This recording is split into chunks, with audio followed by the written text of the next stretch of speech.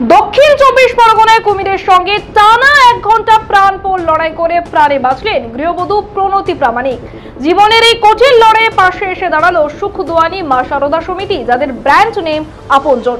তারা শুধুমাত্র আর্থিকভাবে সহায়তা নয়, বরং গৃহবধূর 2 কন্যা সন্তানের পড়াশোনার দায়িত্ব গ্রহণ করেছেন এবং প্রতি মাসে 1000 টাকা ভাতা দেওয়ার প্রতিশ্রুতি দিয়ে জানিয়েছেন সমাজে অবহেলিত মানুষের সাথে থাকাই তাদের মূল উদ্দেশ্য। তাদের এই মানবিক উদ্যোগে খুশি গৃহবধূ ও তার পরিবার। দেখুন।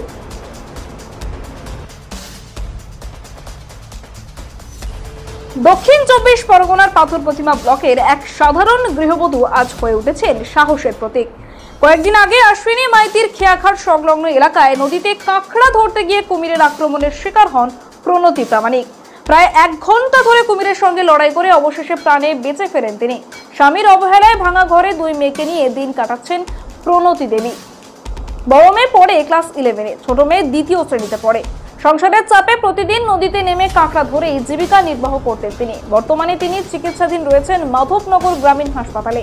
এই খবর পৌঁছায় কলকাতার সমাজসেবী সংগঠন সুখদোয়ানি মা শারদা মহিলা সমিতির কাছে, যাদের ব্র্যান্ড নেম আপনজন। আজ তারা হাসপাতালে গিয়ে প্রণতি দেবীর পাশে দাঁড়ায় এবং আর্থিক সাহায্য ও ত্রাণ সামগ্রিক দেন।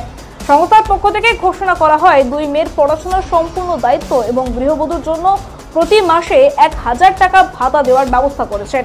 এই মানবিক উদ্যোগে আশার আলো দেখছেন প্রণতি ও তার পরিবার। কুমিরের সঙ্গে লড়াই করে বেঁচে ফেরা এই গৃহবধূর আজ যেন জীবনের এক নতুন যোদ্ধা এবং নতুন সূচনা হলো।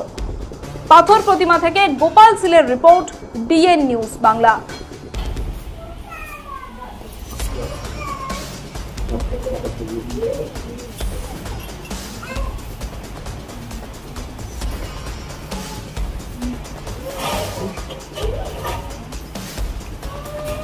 কুমিরের সঙ্গে লড়াই করে আপনি বাঁচলেন।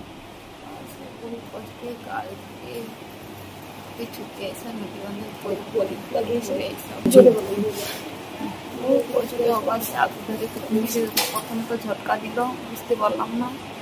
তারপরে এই যে গাছ তারপরে আগুন ধরে তারপর তো দেখে ঠো মেরে দাঁড়িয়েছিলাম।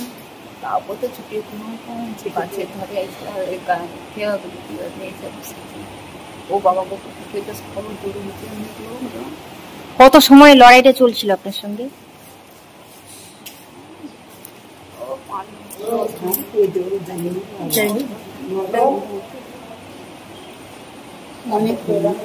আপনি কি করতে গেছিলেন? কাঁকড়া ধরতে। আপনার নাম? প্রণতি প্রামাণিক। ভীষণ ভালো লাগছে, উনি হয়তো ফিরে এসছেন, এটা মানে উপরওয়ালার অনেক অশেষ দয়াতেই উনি ফিরে এসছেন। আমাদের মাধবনগর গ্রামীণ হাসপাতালে উনি এসেছিলেন শনিবার দিন সকাল 8টার দিকে। তারপর থেকে যা যা ট্রিটমেন্ট দেওয়ার এখানে ডাক্তারবাবুরা ট্রিটমেন্ট করেছেন, আমরা সবাই ছিলাম পাশে। উনি এসছেন, আমার ভীষণ ভালো লাগছে যে আপনজন নামে যে এনজিওটা ওনার পাশে দাঁড়ালেন, ওনার তাহলে ভবিষ্যতে কিন্তু আর আশা করি ওই কষ্ট করে কাঁকড়া ধরতে যেতে হবে না। আরও যে জিনিসটা আমার ভীষণ ভালো লাগলো সেটা হচ্ছে এই যে এনজিও ওনার ছোট ছোট দুটো যে বাচ্চা মেয়ে আছে তাদের সমস্ত পড়াশোনার খরচা বহন করবে বলে অঙ্গীকারবদ্ধ হলো। তার সঙ্গে আরও একটা জিনিস, যেটা মাসিক একটা ওনার ভাতার ব্যবস্থা করে দিলেন, যাতে উনি ওনার সংসারটা চালাতে পারে। আশা করছি এরপর থেকে ওনার আর সেরকম কিছু প্রবলেম হবে না। সঙ্গে এই যে অসুস্থতার যে সময়টা, তাতেও কিছু আর্থিকভাবে ওরা সাহায্য করলো, যাতে বাড়ি ফিরে ওনার কোনো অসুবিধা না হয়। এই যে আপনাদের হসপিটালে সেবা শুশ্রূষায় উনি সুস্থ হয়ে উঠেছেন, আপনাদের সত্যি একটা অভিনব আজকের আপনাদেরই, এ বিষয়ে আপনি কি বলবেন? না, ক্রোকোডাইল বাইট আমাদের মাধবনগর হাসপাতালে যে নতুন, এটা কিন্তু তা নয়। এর আগেও অনেকে এসেছিল, তাদেরকে হয়তো আমরা বাঁচাতে পারিনি বা আমাদেরকে রেফার করতে হয়েছিল, কিন্তু এনার যে বাইটটা ছিল তাতে করে এখানে আমরা চিকিৎসা করতে পেরেছি। এটা সত্যিই আমাদের একটা অ্যাচিভমেন্ট। এর জন্য মাধবনগর গ্রামীণ হাসপাতালের সমস্ত ডাক্তারবাবুকে অসংখ্য ধন্যবাদ। আশা করছি ভবিষ্যতে যে কেসগুলো রেফার হতো মাধবনগর থেকে কাকদ্বীপে বা আরও হায়ার সেন্টারে, আমরা সেটা যতটা পারি আরও কমানোর চেষ্টা করছি। আগের থেকে কমেছে, আরও আমরা কমাবো। আপনার পরিচয়, ডেজিগনেশন? আমি ডক্টর মাহমুদ হাসান শাহ, ডিএমএইচ মাধবনগর গ্রামীণ মা শারদা মহিলা সমিতি, ব্র্যান্ড নেম আপনজন।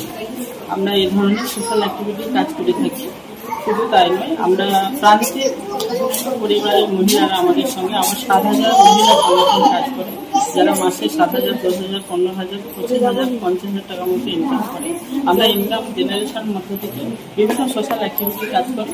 আজকে যিনি খুবই অসুস্থ, আমরা কিছু অর্থ সহযোগিতা করলাম, ওনাকে একটা বস্ত্র দিলাম। কত টাকা অর্থ সাহায্য করলেন? 5,000 টাকা ওনাকে সহযোগিতা করলাম। আর মাসিক ভাতা কত টাকা দেবেন? মাসিক ভাতা আমরা 1,000 টাকা করে, উনি যতদিন বাঁচবেন ততদিন ওনার বাড়িতে ক্যাশ পৌঁছে যাবে, এটা আমাদের এনজিও থেকে। এবং ওনার যে ছোট ছোট দুটো বাচ্চা মেয়ে আছে, সেটা যতদূর পর্যন্ত করবে সেটা আমাদের এনজিও থেকে সমস্ত খরচ বহন করবে, এটা আমরা প্রতিশ্রুতি দিলাম। আপনার পরিচয়? আমার নাম সুশান্ত দাস। আমার বাড়ি ব্রজবল্লভপুর গ্রাম পঞ্চায়েত, পাথরপ্রতিমা ব্লকের ব্রজবল্লভপুর গ্রাম পঞ্চায়েতের ক্ষেত্রমোহনপুর গ্রামে। আমি কর্মসূত্রে কলকাতাতে থাকি।